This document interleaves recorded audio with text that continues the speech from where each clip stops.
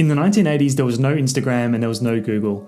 It was arguably the golden era for advertising photography. So how did art directors, tastemakers, producers, agencies find the best photographers around the world for their campaigns? The answer is in these books in front of me.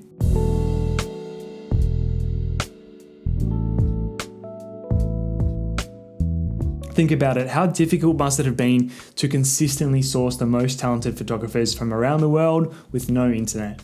You'd probably have to look up someone in a phone book or perhaps even respond to an ad in a newspaper. And even then, how do you view someone's portfolio? How do you judge the quality of their work? In person, I assume. In those days, photographers would carry a literal portfolio around with them and, slap it down on the desk of agencies and potential clients to try and win work. Even then, you're limited to where you can go in person, right? Enter the Art Directors Index to photographers. This was a platform where commercial and advertising photographers could have a short bio, some contact details, and some of their best work on display. It was literally Instagram 30 years before Instagram. I haven't actually been able to find out too much about these online. There's no website or Wikipedia about them, but from what I can tell, these used to come out in 2 volumes per year, split geographically. So one half of the world would have one volume, the other half would have the other. That way, if you're a producer or an agency, then you only have to buy the one that's relevant to you. Having said that, in those days, I imagine that budgets probably would have been a lot higher for advertising photography, and it probably was the norm to fly out different photographers, specialty photographers, to shoot something in particular.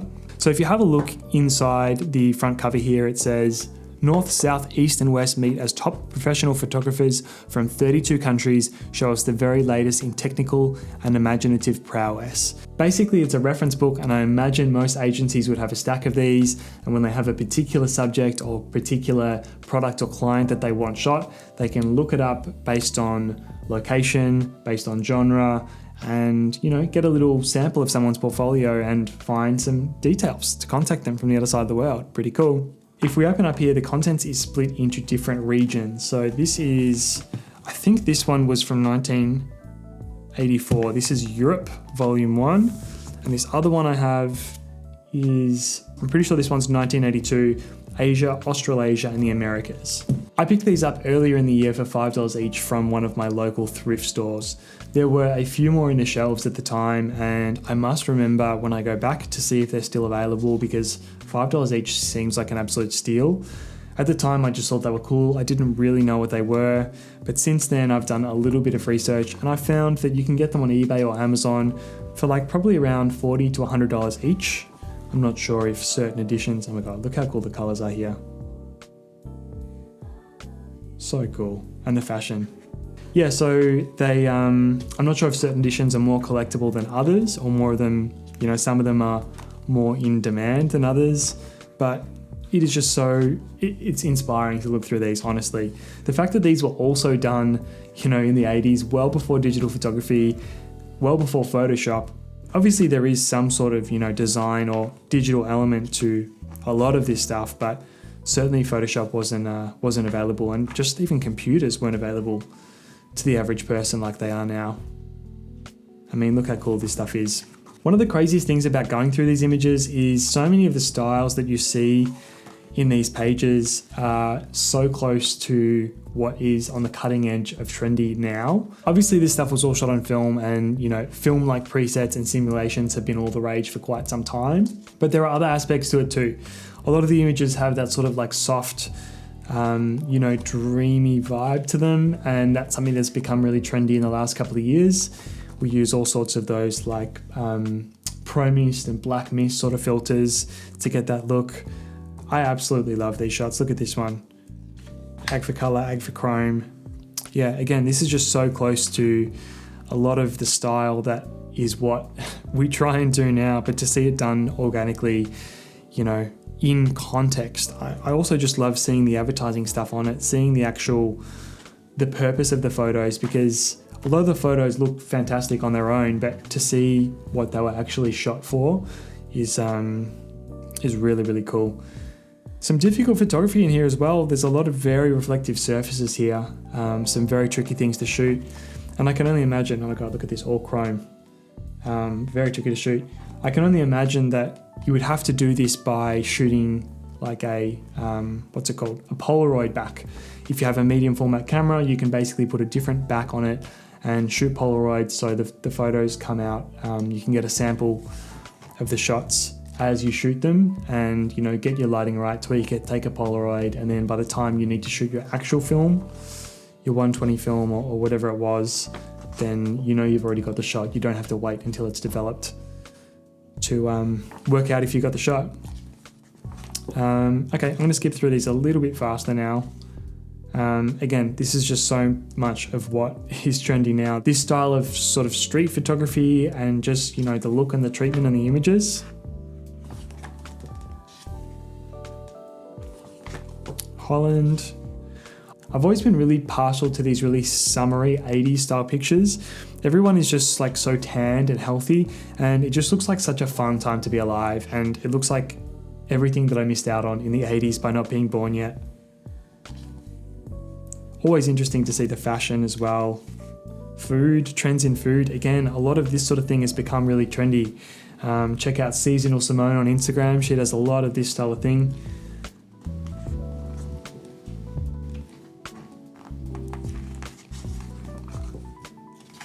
Looks like there are some ads in here as well for stock photography. That's interesting. Oh my God, look how cool these are. I don't know what it was about the 80s, or maybe it was particularly this era of the 80s, but like the grids, that was a real trend. That is just some very, very beautiful, clean product photography. And I just love the colors of these. Some black and whites. I was just thinking the other day, black and white is kind of dead. Is that fair to say? I feel like no one really shoots black and white. In these days, there were black and white shooters exclusively. That's all that they would do.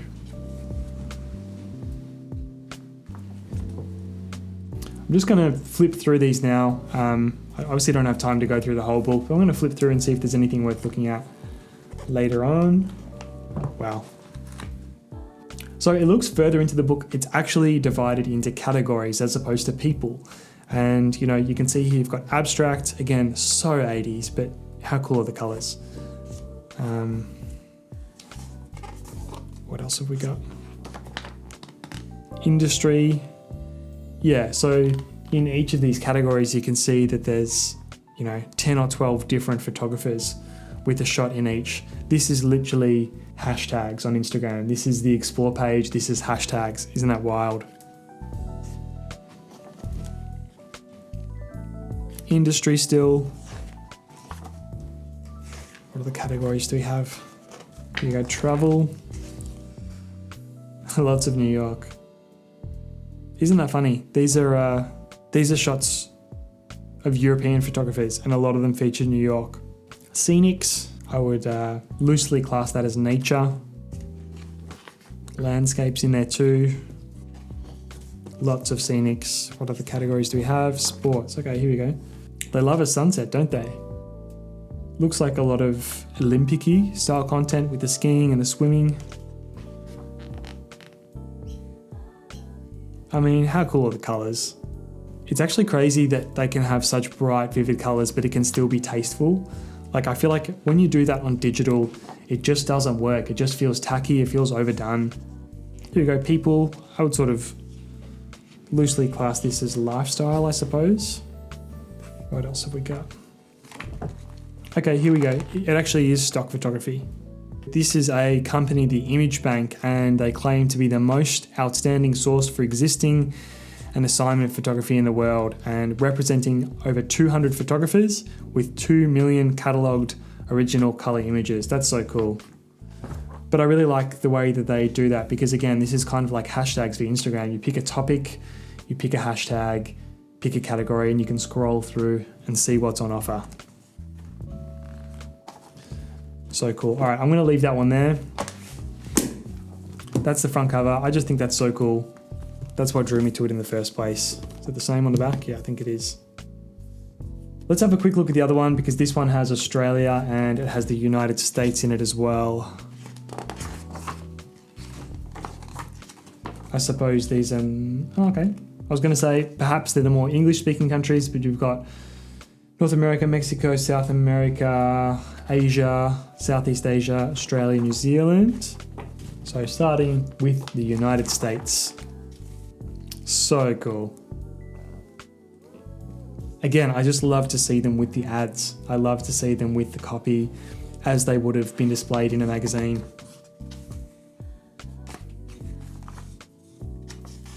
That's beautiful. This looks like sort of more documentary style photography, or perhaps like photojournalistic style photography. That's creepy. Also kind of weird. So good. I mean, beautiful, like old school food photography like this, it actually just makes your mouth water. It's so juicy. Here we go. Now we're getting to it.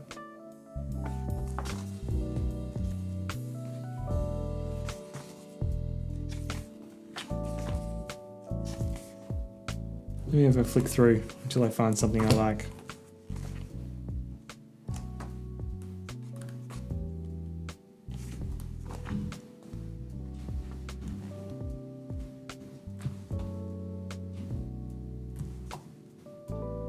So cool.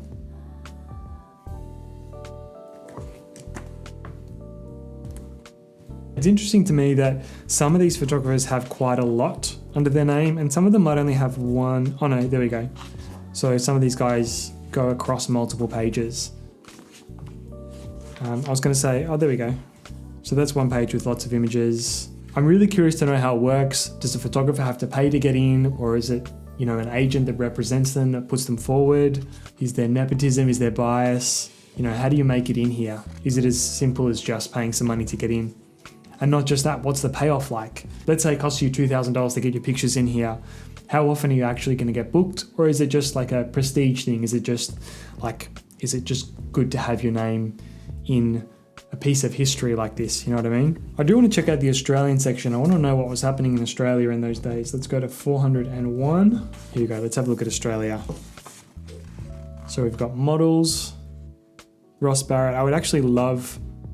Oh, these guys don't live too far from me. Doncaster. I'd actually love to look these people up and see if they're still shooting. How interesting would it be? Do you think if I was to, you know, find someone that I really liked in these books and contact them and then go and meet them and show them? That could be cool. These are pretty much all in Victoria.